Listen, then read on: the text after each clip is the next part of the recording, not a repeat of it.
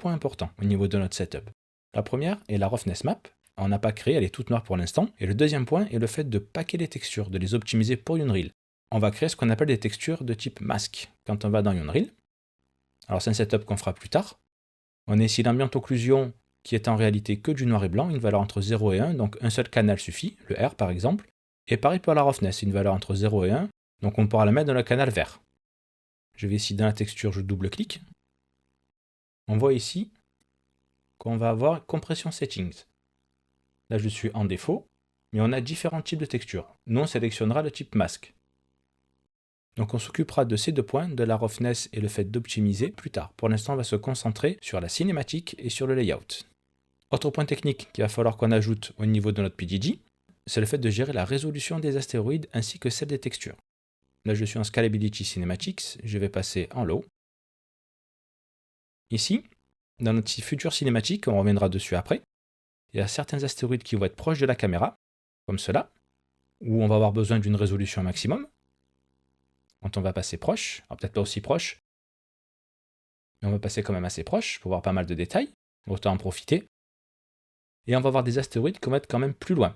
Donc on va pas avoir besoin d'autant de détails, ce qui veut dire qu'au niveau des textures, elles seront plus basses, mais aussi au niveau des polygones, quand on va les calculer dans les PDG, il faudra qu'on crée une branche, on va créer un système qui va permettre de générer des astéroïdes avec moins de polygones et des textures plus basses.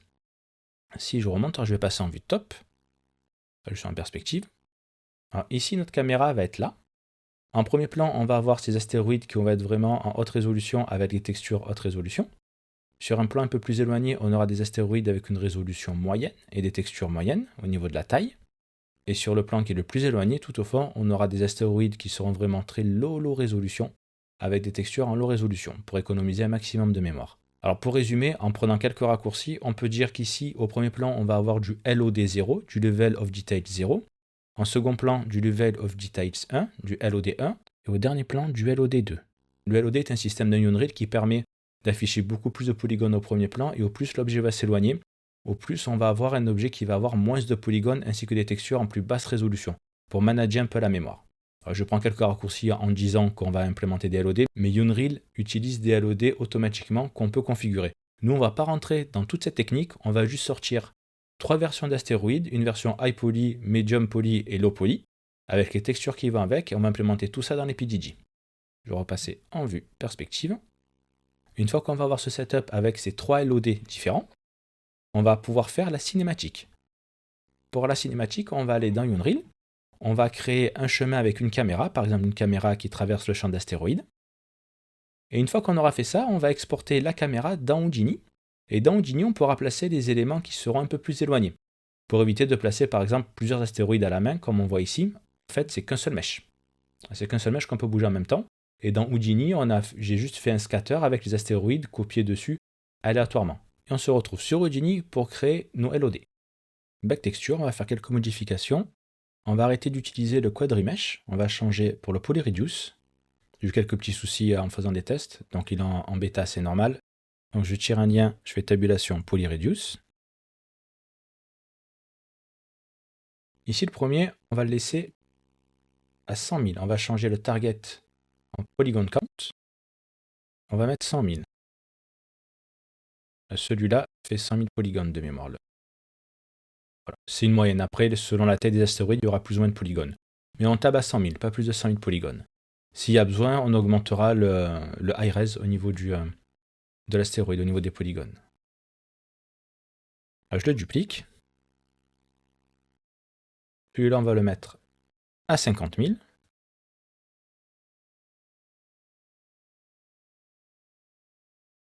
Je le duplique. Et le dernier, on va le mettre à 10 000.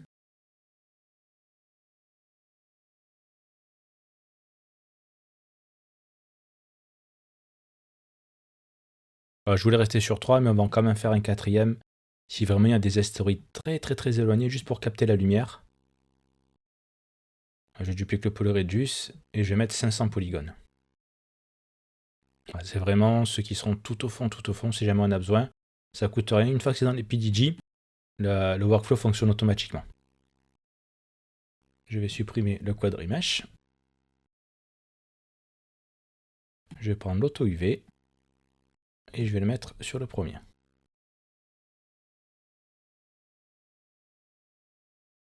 Je vais ajouter une frame.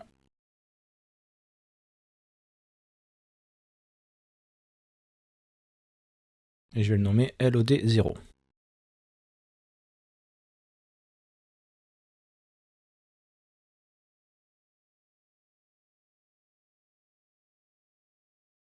Il a calculé les UV. Bon, là, elles apparaissent du coup. Elles apparaissent, ok. Ensuite, au niveau de l'astéroïde I, ici j'ai vraiment le IRES. On va s'en servir donc pour le LOD0. À partir du LOD1, donc à 50%, alors je suis à 50%, c'est 50 000 polygones. Ah bah c'est bizarre du coup pourtant, tout 50% et je suis bien en polygone count. Bon c'est pas grave, c'est peut-être l'affichage qui n'est pas mis à jour. Là je suis pas en pourcentage, normalement sur nos pourcentages c'est percentage of input. Là on est bien sur polygon count, bon c'est pas grave. Pour le LOD1, alors je vais dupliquer, je vais créer une frame ici, LOD1.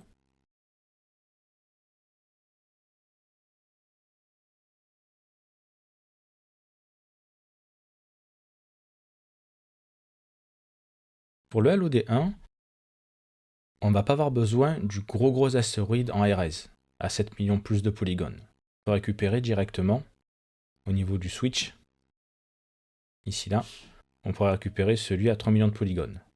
Donc on va faire en sorte que dans les PDG, il va calculer une première fois avec le select input 0, il va calculer une première fois le IRES, et une fois que le IRES est calculé, il passe le switch à 1. Comme ça, pour les 3 autres calculs qu'il lui reste à faire, il passera sur 2 millions, 3 millions de polygones au lieu d'avoir les 7 millions. Ce sera beaucoup plus rapide et surtout beaucoup plus efficace et pertinent parce qu'on ne va pas avoir besoin de toute cette résolution, vu qu'ici on passe sur du 50 000 polygones. On va récupérer le maps Baker. On va récupérer tout ça, on va le mettre tout à gauche.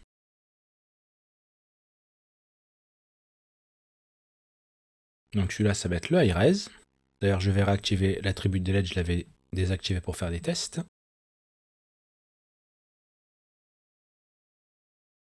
Ici, l'astéroïde LookDev, il a bien $OS Wedge Index, ok, on est bon. Pour la gestion des LOD, soit on peut par exemple créer une branche par LOD, soit on crée un subnet avec des paramètres qu'on va changer, et ces paramètres vont être drivés par les PDG.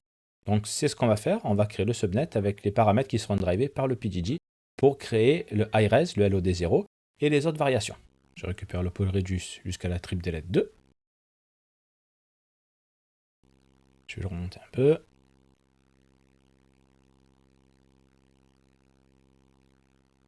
Pour l'instant, le robe géométrie, je le mets sur le côté, on n'en a pas besoin de suite. Je vais le déconnecter.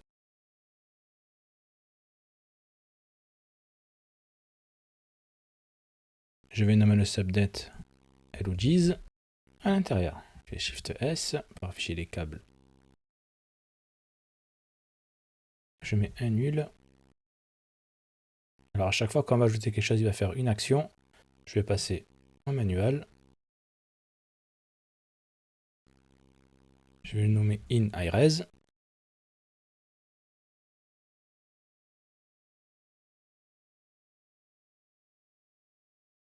Et ici, nul.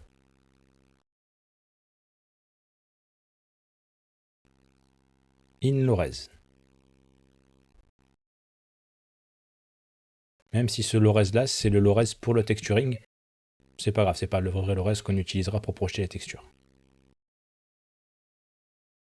Je fais clic droit sur LOGs, Parameters and Channels, Edit Parameter Interface. Et là, on va mettre les propriétés dont on a besoin. Alors, je sélectionne les inputs, je peux les mettre en invisible. Je fais Apply.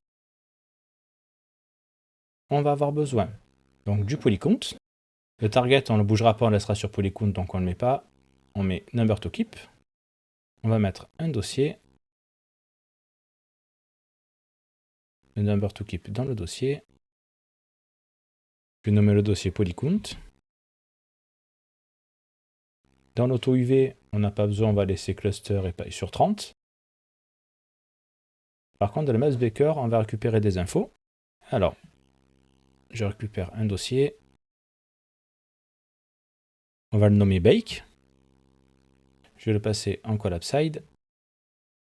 Pareil pour le polycount, collab side. Alors ici, pour le nom, pour le output directory, on va pas utiliser cette syntaxe. On va faire les choses un peu différemment. On va supprimer le $s, on va garder les backticks. Au paquet marqué maps baker, on va utiliser un string.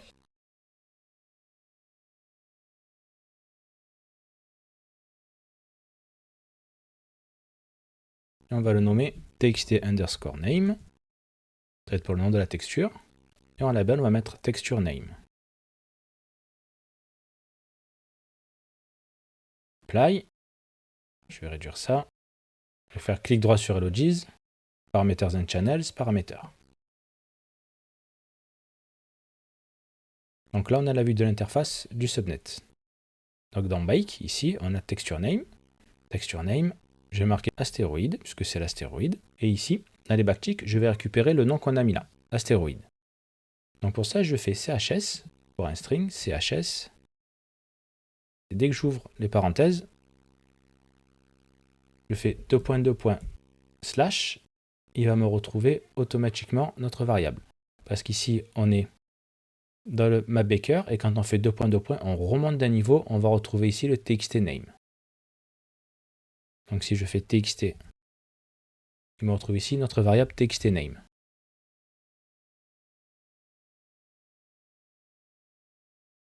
J'appuie sur Enter. Et ici, on va avoir astéroïde, le nom qu'on va marquer ici.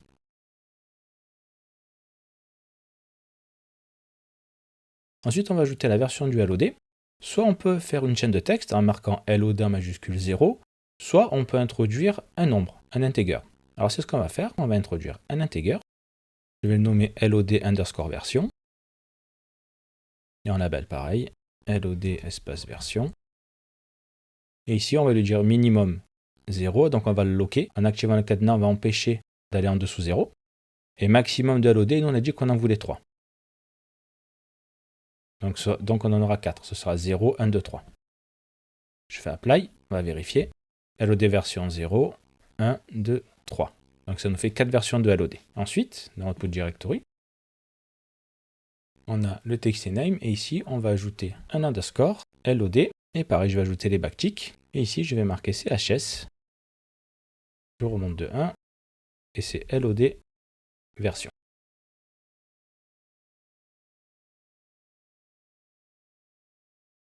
Ici, on a astéroïde LOD0, donc la version 0. Si je passe sur la 1, on a astéroïde LOD1.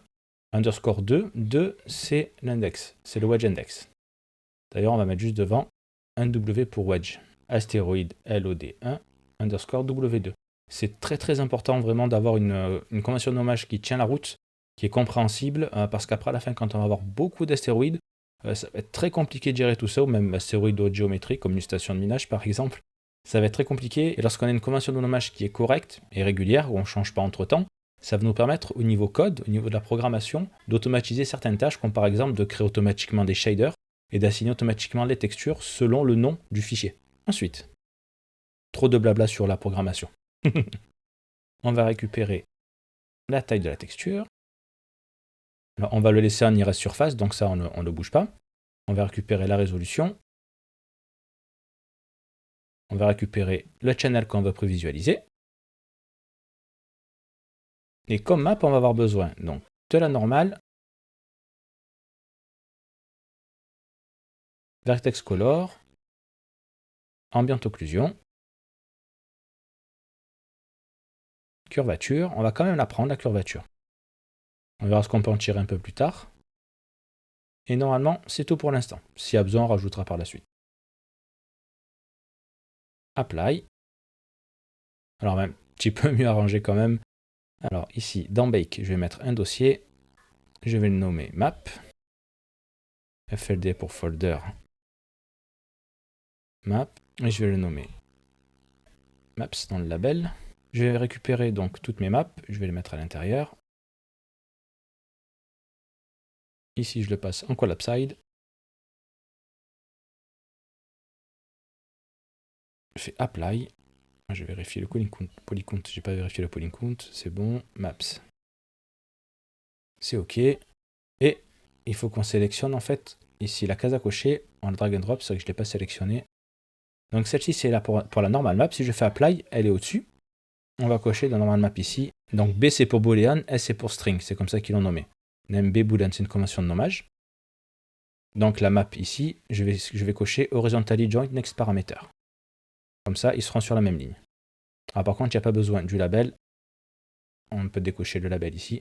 Donc, encore un petit crash. Là, je suis en train de remettre les maps qui n'ont pas été sauvegardées. J'ai pas pu récupérer sur le crash de Genie. Donc, pas besoin de supprimer. Je remets juste un à un des checkbox et des maps qui correspondent. Voilà, donc là, je repars d'ici, normal map. Bon. Je récupère le vertex. Vertex color. Horizontally joint, le vertex. Je décoche le label. Ça fonctionne. L'ambient occlusion, je récupère la case à cocher. Ambient occlusion, je décoche le label et je mets l'ambient occlusion en dessous. Je fais apply. Okay, ah oui, il faut que je coche joint next parameter. Est-ce que l'ambient occlusion fonctionne? Elle fonctionne. Et la dernière, case à cocher. Je décoche le label. Ici, c'est pas encore activé parce qu'il n'y a rien en dessous. Donc c'est pour ça qu'il n'active pas joint next parameter. Je prends la curvature. Et ici, horizontally join. Et la curvature. Ensuite, on va avoir les normales. Donc les normales, on n'a besoin de rien. On laisse sur byface area. On a vu pourquoi tout à l'heure. Triangulate, rien n'a changé. Attribute delete, ça peut être important. Si jamais on fait des modifications, qu'on a autre chose à changer, alors je vais créer un dossier. Je vais le nommer FLD clean. Clean attribute. Alors, soit on peut drag and drop comme on a fait tout à l'heure, mais là, il n'y a que ces contrôles ici. Alors, ce qu'on peut faire, c'est qu'on peut directement récupérer l'attribute delete et le mettre dans le dossier ici. Là, il va récupérer tous les contrôles qui sont dans l'interface. Tous les paramètres qui sont dans l'interface. On n'a pas besoin, alors prepend, delete not selected, on n'a pas besoin, donc le premier je le supprime. Delete not selected, on le supprime aussi, on n'a pas besoin. Alors tout le reste, on va garder. Je fais apply. Ah oui, je vais les passer le folder clean attributes en collab side. Apply, accept. Voilà, donc là on a nos attributes, nos clean attributes.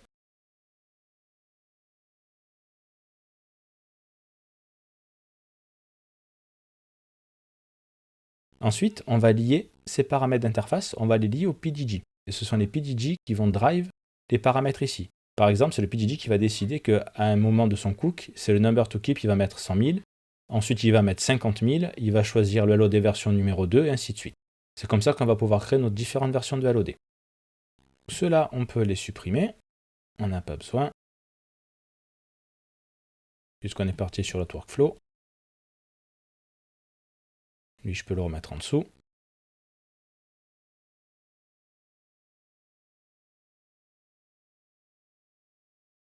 Maintenant, au niveau des PDG.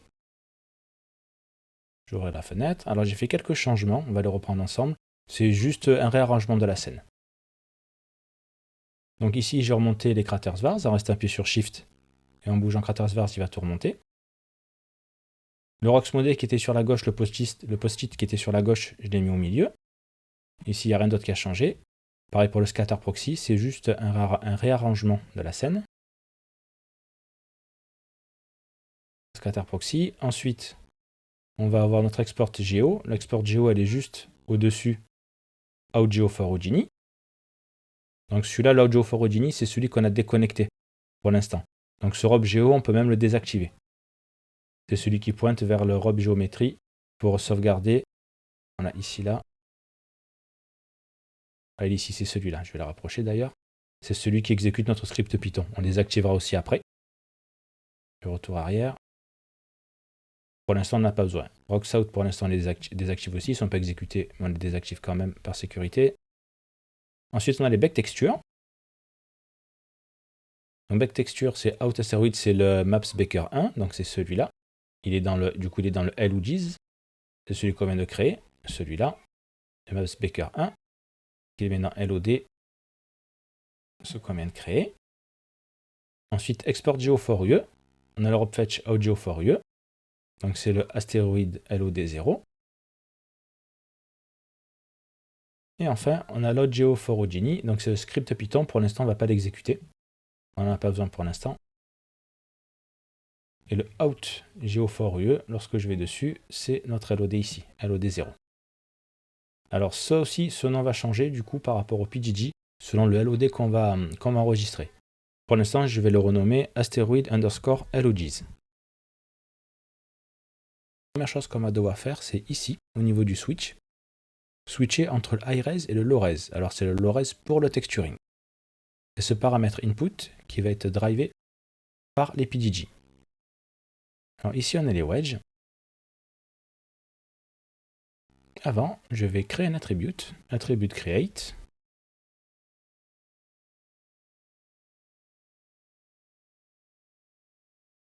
On va créer un integer. Et c'est cet attribute dans les PGG quand ça va être le bon moment qui va switcher entre l'input 0 et l'input 1. Je vais le nommer SW pour switch, lowres underscore highres. Sa valeur par défaut va être 0. Je suis tombé sur une petite erreur d'Houdini, enfin un avertissement. La référence du HDA a changé, il a embarqué directement le HDA dans le fichier d'Houdini. Donc je fais clic droit Asteroid Builder, Type Properties. Et ici en fait il m'a changé Save Library, il a mis en embed, donc il enregistre dans le fichier d'Houdini. Puis il prend ses aises, il fait comme il veut. Donc ici je vais sélectionner à nouveau dans le dossier HDA où j'ai mon Asteroid Builder, le HDALC. Je fais Accept. Apply. Bon, ça, ce message n'est pas trop grave, c'est juste qu'il nous dit qu'il y a des fichiers qui sont externes comme l'FBX qu'on va sauver. Donc pour enlever le message d'erreur quand on fait Apply, ce message d'erreur là, on va dans Save. Et ici on a Check for External Node References. On le décoche. Apply, Accept.